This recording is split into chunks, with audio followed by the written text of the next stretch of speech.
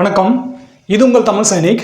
இந்த வீடியோவில் வந்து 8வது பே கமிஷனோட அந்த டேர்ம்ஸ் ஆஃப் ரெஃபரன்ஸ் வந்து ஒரு சில மாற்றங்கள்லாம் கொண்டு வரணும் அப்படின்னு சொல்லிட்டு ஜேசிஎம் வந்து இந்த லெட்டர் வந்து கொண்டு வந்திருக்காங்க. அதாவது இந்த லெட்டர் வந்து எதுக்காக அப்படின்னு சொல்லிட்டு பார்த்தீங்கன்னா, ஸ்டாஃப் சைடோட ஸ்டாண்டிங் கமிட்டி மீட்டிங் வந்து 15 நவம்பர் 2025 வந்து அது நடந்தாச்சு. ஸோ இந்த மீட்டிங்கில் இவங்க என்ன வந்து கொண்டு வந்திருக்காங்கனாக்கா, ஒரு 40 பாயிண்ட்டோட லிஸ்ட்டு வந்து கொண்டு வந்திருக்காங்க. அதில் ஒரு சில பாயிண்டெல்லாம் இதில் போர்டில் எழுதியிருக்கேன். ஸோ அந்த 40 பாயிண்ட்டும் எப்படியெல்லாம் வந்து 8வது பே கமிஷனில் இந்த ஜேசிஎம் ப்ளஸ் மற்ற அமைப்பு என்னெல்லாம் இருக்கோ அவங்களோட பிரதிநிதிகள் வந்து என்னென்ன பாயிண்டெல்லாம் நீங்கள் வந்து கொடுக்கணும் அப்படின்றதுக்காக தான் இது வந்து கொடுத்துருக்காங்க. ஸோ இதோட அடிப்படையில் என்னென்ன பாயிண்டெல்லாம் வந்து சொல்லியிருக்காங்க, எந்தெந்த அமைப்புக்கு எத்தனை வந்து பிரதிநிதிகள் வந்து நியமிக்கணும் அப்படின்னு சொல்லிட்டோம்.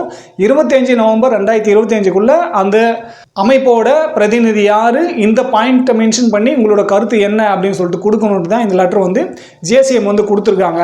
ஸோ இந்த லெட்டரில் என்ன கொடுத்துருக்காங்க, என்னென்ன பாயிண்டெல்லாம் மென்ஷன் பண்ணியிருக்காங்க அப்படின்னு சொல்லிட்டு பார்க்கறதுக்கு முன்னாடி என்னோட வேண்டுகோள் என்னென்னா, முதல் முறையாக நம்மளோட சேனல் பார்க்குறவங்க மறக்காமல் சேனலை சப்ஸ்கிரைப் பண்ணிவிட்டு பக்கத்தில் இருக்க பெல் ஐக்கானை கிளிக் பண்ணிங்க. அதே போல் சேனலில் இருக்க பழைய வீடியோ பார்த்தோ ஷேர் பண்ணியும் சேனலுக்கு சரி பென்ஷனுக்கு சரி உங்களோட சப்போர்ட் வந்து கொடுங்க. இப்போவுமே நம்மளோட சேனலில் பார்க்குற நிறைய பேர் வந்து சேனலை சப்ஸ்கிரைப் பண்ணாது தான் இருக்கீங்க. ஸோ தயவு செஞ்சு சேனலில் சப்ஸ்கிரைப் பண்ணி உங்களோட சப்போர்ட்டை நம்மளோட சேனலுக்கு கொடுங்க.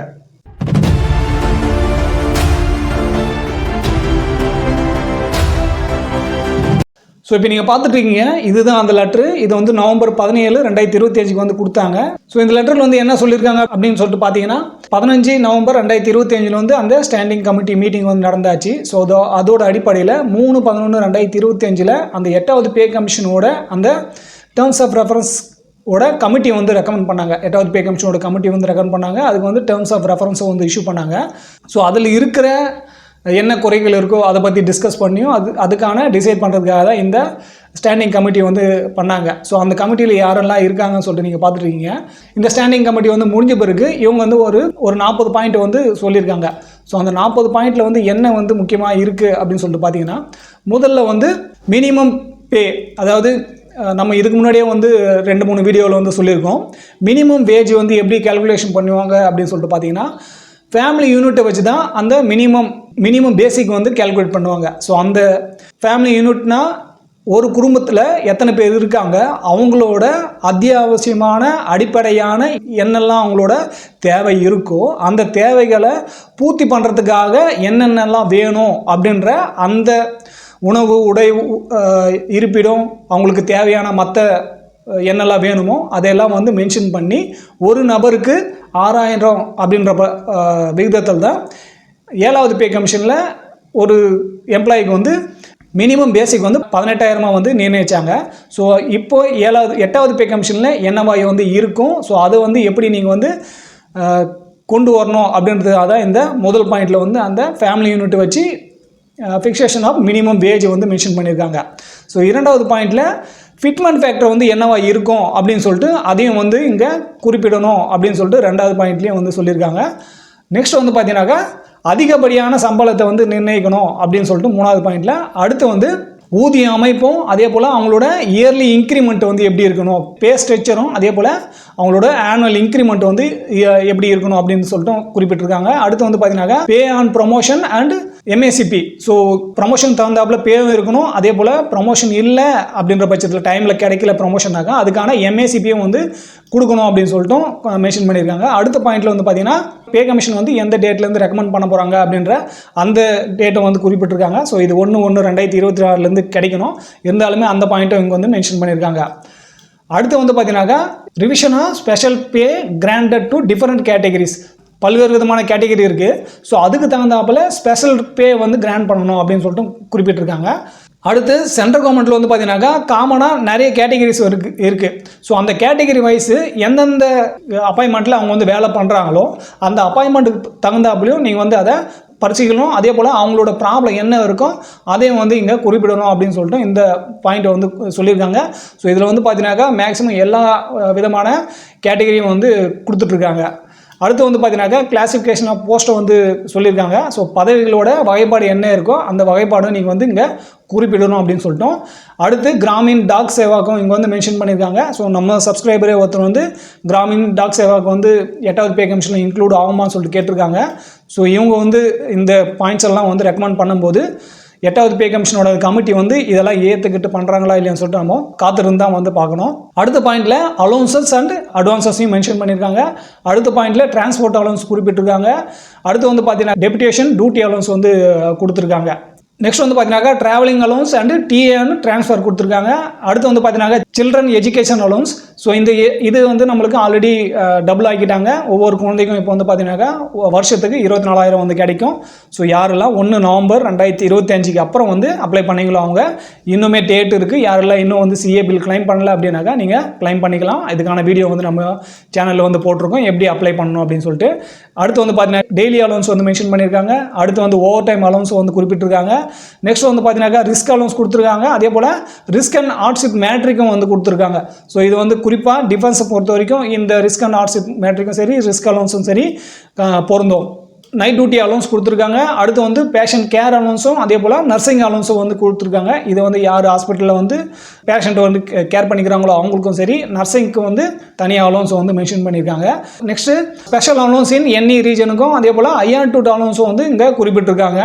ஐஆர் டூட்டில் யாரெல்லாம் இருக்காங்களோ அவங்களோட அலோன்ஸையும் வந்து இங்கே மென்ஷன் பண்ணணும்னு சொல்லிட்டோம். All type of advance and any other additional advance to be added. Advance pay இருக்குது. அதே போல் அடிஷ்னலாக நீங்கள் எதனா ஆட் பண்ணணும் அப்படின்னாலும் அது வந்து ஆட் பண்ணணும் அப்படின்னு சொல்லிட்டு கொடுத்துருக்காங்க. அடுத்து வந்து பார்த்தீங்கன்னாக்கா ஹெச்பிஏக்கும் கொடுத்துருக்காங்க. அதே போல் ஹவுஸ் ரெண்ட் அலோன்ஸுக்கும் வந்து மென்ஷன் பண்ணியிருக்காங்க. ஹவுசிங் இந்த ஹெச்பிஏன்றது வந்து பார்த்தீங்கன்னாக்கா ஹவுஸ் பில்டிங் அட்வான்ஸு. ஸோ அதுக்கானது இந்த ஹெச்பிஏ. ஸோ இது வந்து சொந்தமாக வீடு கட்டுறவங்க. அதே போல் ரெண்டல் ஹவுஸ் இருக்கிறவங்களுக்கு ஹெச்ஆர்ஏ வந்து கிடைக்கும், ஹவுஸ் ரெண்ட் அலோன்ஸு. ஸோ அதையும் வந்து மென்ஷன் பண்ணியிருக்காங்க. நெக்ஸ்ட் வந்து பார்த்தீங்கன்னா ப்ரமோஷன் பாலிசியும் அதே போல் எம்ஏசிபி ஸ்கீமும் வந்து குறிப்பிட்டிருக்காங்க. இதுக்கு முன்னாடியும் வந்து எம்ஏசிபி பற்றி ஒரு பாயிண்ட் வந்து சொல்லியிருந்தாங்க. அடுத்து வந்து பார்த்தீங்கன்னா central government employees group insurance scheme வந்து சொல்லியிருக்காங்க. இது வந்து டிஃபென்ஸை பொறுத்த வரைக்கும் ஏஜிஐஎஃப் வந்து நம்மளுக்கு இருக்குது. அடுத்து வந்து ஆல் லீவ் ரிலேட்டட் இஷ்யூ பற்றி குறிப்பிட்டிருக்காங்க. நெக்ஸ்ட்டு லீவ் ட்ராவல் கன்ஸ்ட்ரக்ஷன் பற்றி சொல்லியிருக்காங்க. அடுத்து வந்து மெடிக்கலை பற்றி சொல்லியிருக்காங்க. இதில் வந்து சிஜிஹெச்எஸ் வந்து மென்ஷன் பண்ணியிருக்காங்க. ஸோ நம்மளுக்கு வந்து டிஃபென்ஸை பொறுத்த வரைக்கும் இசிஹெச்எஸ் வந்து இதில் வரணும். ஸோ இது வந்து சென்ட்ரல் கவர்மெண்ட்டை பற்றி பேசுறதுனால, டிஃபென்ஸை பற்றி பேசாமல் சென்ட்ரல் கவர்மெண்ட்டை பற்றி பேசுறதுனால சிஜிஹெச்எஸ் வந்து மென்ஷன் பண்ணியிருக்காங்க. உமன் எம்ப்ளாயிஸும் வந்து குறிப்பிட்டிருக்காங்க. நெக்ஸ்ட் வந்து பார்த்தீங்கன்னாக்கா கருணை அடிப்படையில் அப்பாயின்மெண்ட், அதாவது வேலை வாய்ப்பெல்லாம் அப்பாயின்மெண்ட் பண்ணுறாங்க, அதை பற்றி இங்கே வந்து குறிப்பிட்டிருக்காங்க. இந்த ஒப்பந்ததாரர் அடிப்படையிலும் எம்ப்ளாயிஸ் இருக்காங்க. அவங்களுக்கு வந்து ஒரு முறையான வழிமுறையை வந்து ஏற்படுத்தணும் அப்படின்னு சொல்லிட்டோம். நெக்ஸ்ட் வந்து பார்த்தீங்கன்னா போனஸு. ஸோ தீபாவளி போனஸ் இந்த மாதிரி ஒரு சில போனஸ் எல்லாம் கிடைக்கிறது அதையும் வந்து வழிமுறைப்படுத்தணும். சென்ட்ரல் செக்ரட்டரிக்கும் அதே போல் ஃபீல்டு ஆஃபீஸர்ஸ்க்கும் இருக்கிற அந்த வேறுபாடு வந்து இங்கே சமநிலைப்படுத்தணும் அப்படின்னு சொல்லிட்டோம். நெக்ஸ்ட் வந்து பார்த்தீங்கன்னா ட்ரான்ஸ்ஃபர் பாலிசி, அதுக்கப்புறம் லிட்டிகேஷன் ஆஃப் சர்வீஸ் மேட்டர். அடுத்து வந்து பார்த்தீங்கன்னா restoration of old pension scheme. So இப்போ வந்து நம்ம என்பிஎஸ் யூபிஎஸ் அண்டரில் வந்து மாற்றுறாங்க. ஸோ இது வந்து அதெல்லாம் கேன்சல் பண்ணிட்டு ஓபிஎஸ் வந்து கொண்டு வரணும் அப்படின்னு சொல்லிட்டு இதில் குறிப்பிட்டிருக்காங்க. அடுத்து வந்து பார்த்தீங்கன்னா இதுதான் பென்ஷனருக்கான முக்கியமான point. Revision of pension for all pre-1/1/2026 pensioner and related matters including death cum retirement gratuity commutation of pension enhancement of pension family pension etcetera. So இது வந்து டோட்டலாக எல்லா பென்ஷனருக்குமே இது வந்து போகிறதுனால டிஃபென்ஸ் பென்ஷனருக்கும் இதில் வந்து அடங்கும். அதுலேயுமே இங்கே வந்து டேட்டும் குறிப்பிட்டிருக்காங்க. 1/1/2026 முன்னாடி இருக்கிற எல்லா பென்ஷனருக்கும். இது வந்து ஒரு சிலர் கேட்குறாங்க 1/1/2026 8வது பே கமிஷன் வந்து இம்ப்ளிமெண்ட் ஆகிறதுனால அதுக்கு முன்னாடி இருக்கிற பென்ஷனருக்கு வந்து இது கிடைக்குமா கிடைக்காதுன்னு சொல்லிட்டு ஒரு சந்தேகம் இருக்குது. ஏன்னா டேர்ம்ஸ் ஆஃப் ரெஃபரன்ஸில் எந்த ஒரு பென்ஷனை பற்றி எந்த ஒரு பாயிண்ட்டுமே இல்லை. ஸோ அதுக்கான இங்கே வந்து இதை குறிப்பிட்டு வந்து சொல்லியிருக்காங்க. ஸோ இதோட அடிப்படையில் என்ன வந்து நடக்குதுன்றத நம்ம காத்திருந்து பார்க்கலாம். அதுக்கடுத்து பார்த்தீங்கன்னா ஜேசிஎம் வந்து அவங்களோட ஃபங்க்ஷன் மூலயமா என்னெல்லாம் கிரீவன்ஸை வந்து ரீஅட்ரஸல் பண்ணுறாங்களோ அதுக்கான செயல்பாடையும் அதே போல் குறை தீர்ப்பு வந்து நீங்கள் பார்க்கணும் அப்படின்னு சொல்லிட்டோம். அடுத்து வந்து பார்த்தீங்கன்னா மிஸ்கிலியன்ஸ் இதில் ஏதாவது விடுபட்டிருக்கு அப்படின்ற பட்சத்தில் இந்த 40வது பாயிண்டில் வந்து ஆட் பண்ணிக்குவாங்க. ஸோ இது வந்து 15/12/2025 இது வந்து சாஃப்ட் சைடு NGCM வந்து நீங்கள் அனுப்பணும் அப்படின்னு சொல்லிட்டு மெயில் ஐடியும் அதே போல் டாக்குமெண்ட்டு ப்ளஸ் ஜட்மெண்ட் எதனா ரெஃபரலாக இருக்குது அப்படின்ற பட்சத்தில் அதையும் வந்து சப்மிட் பண்ணலாம் அப்படின்னு சொல்லிட்டு இதில் வந்து கொடுத்துருக்காங்க. அடுத்து இதே லெட்டரில் ஒரு சில துறைகளும் அதுக்கான யாரெல்லாம் வந்து பிரதிநிதிகள் வந்து எத்தனை பேர் இருக்காங்க, இவங்களெல்லாம் வந்து 25/11/2025 இவங்களை வந்து நியமித்து உங்களோட கருத்து என்ன அப்படின்னு சொல்லிட்டு அதையும் வந்து கொடுக்கணும் அப்படின்னு சொல்லிட்டு இங்கே ஒரு 10 அமைப்பையும் அவங்களுக்கான அந்த அமைப்போட எத்தனை பிரதிநிதிகள் நீங்கள் வந்து கொடுக்கணும் அப்படின்னு சொல்லிட்டு அந்த லிஸ்ட்டு வந்து இது கொடுத்துருக்காங்க. ஸோ இந்த பிரதிநிதிகளும் சரி இந்த அமைப்பும் சரி எப்படி வந்து பார்க்குறாங்க அப்படின்னு சொல்லிட்டு பார்க்கலாம். இந்த லெட்டர் படி என்ன வந்து அவங்க கேட்டிருக்காங்க அப்படின்னு சொல்லிட்டு அந்த 40 பாயிண்ட்டை வந்து நம்ம இது வரைக்கும் பார்த்தோம். 40 பாயிண்ட்டும் இவங்க வந்து சப்மிட் பண்ண பிறகு கமிட்டி வந்து இதில் என்னெல்லாம் எடுக்கிறாங்க, எப்படியெல்லாம் அவங்க வந்து எதை வந்து அவங்க ரெக்கமெண்ட் பண்ணுறாங்க அப்படின்றத நம்ம காத்திருந்தால் வந்து பார்க்கணும். கமிட்டி ரெக்கமெண்ட் பண்ண பிறகு கவர்மெண்ட் வந்து அதை அப்ரூவல் கொடுத்த பிறகு தான் ஃபைனலாக நம்ம வந்து சொல்ல முடியும் இதெல்லாம் நம்ம வந்து நடக்க போகுது அப்படின்றத பற்றி. ஸோ இப்போ இது நடக்கிறது எல்லாமே 8வது பே கமிஷனுக்கான தேவையான வேலைகள் தான். ஏன்னா இதெல்லாம் வந்து ரெக்கமெண்டேஷன் பண்ணி அவங்களுக்கு வந்து தெரியப்படுத்தினா தான் பென்ஷனருக்கும் சரி எம்ப்ளாயீஸ்க்கும் சரி என்ன ப்ராப்ளம் இருக்குது, கிரவுண்டில் வந்து என்ன கிடைக்குது என்ன கிடைக்கல அப்படின்ற அந்த ப்ராப்ளத்தை கமிட்டி கிட்ட நம்ம வந்து தெரியப்படுத்தும் போது தான் அவங்க அதோட அடிப்படையில் அவங்களோட ரெக்கமெண்டேஷன் வந்து முன்வைப்பாங்க. ஸோ அதுக்கு தகுந்தாப்புல தான் கவர்மெண்ட்டும் வந்து அப்ரூவல் கொடுக்கும். ஸோ அதுக்கான ஒரு விதமான முயற்சி தான் இந்த லெட்டர்லாம் அனுப்புறது. ஸோ இந்த லெட்டர்லாம் நம்ம ஏன் நம்மளோட சேனல் வந்து கொண்டு வரோம் அப்படின்னா, பென்ஷனர் பொறுத்த வரைக்கும் இந்த மாதிரி அதாவது 8வது பே கமிஷனில் என்ன நடந்துட்டு இருக்கு அப்படின்ற இந்த மாதிரி செய்திகளை விட 8வது பே கமிஷனோட ஃபிட்மென்ட் ஃபேக்டர் வந்து என்னவா இருக்கும், எவ்வளோ பென்ஷன் வந்து அதிகமாகும், மத்திய அரசு ஊழியர்களோட பேமெண்ட் வந்து இத்தனை பர்சன்டேஜ் வந்து அதிகமாக போகுது அப்படின்ற செய்திகள் தான் வந்து உங்களுக்கு அதிகப்படியாக வந்து சேர்ந்துருக்கும். 8வது பே கமிஷனுக்கு பின்னாடி லெட்டர் மூலியமாகவும் சரி இல்லை மற்ற அமைப்புகள் மூலியமாகவும் சரி என்ன நடக்குது அப்படின்ற நியூஸ் வந்து உங்ககிட்ட வந்து சேர்றது ரொம்ப குறைவாக இருக்குது. ஸோ அதனால தான் நம்மளோட சேனலில் இந்த மாதிரி 8வது பே கமிஷன் பற்றி என்ன முக்கியமான நியூஸஸ் எல்லாம் வருதோ அதை வந்து நம்ம கொண்டு வந்து உங்ககிட்ட சேர்க்குறோம். ஸோ இந்த வீடியோ மூலிமா நான் என்ன சொல்ல முயற்சி பண்ணணும், அது வந்து உங்களுக்கு பிடிச்சிருந்தாக்க வீடியோ லைக் பண்ணுங்கள். ஃபஸ்ட் டைம் நம்ம சேனல் பார்க்குறவங்க மறக்காமல் சேனலை சப்ஸ்கிரைப் பண்ணிவிட்டு பக்கத்தில் இருக்க பெல் ஐக்கானை கிளிக் பண்ணிங்க. அதே போல் சேனலில் இருக்க பழைய வீடியோ பார்த்து ஷேர் பண்ணியும் சேனலுக்கு சரி பென்ஷனுக்கு சரி உங்களோட சப்போர்ட் வந்து கொடுங்க. இந்த வீடியோ கடைசி வரைக்கும் பார்த்ததுக்கு நன்றி. இதே போல் இன்னொரு வீடியோவில் மீண்டும் சந்திக்கலாம். நன்றி, வணக்கம்.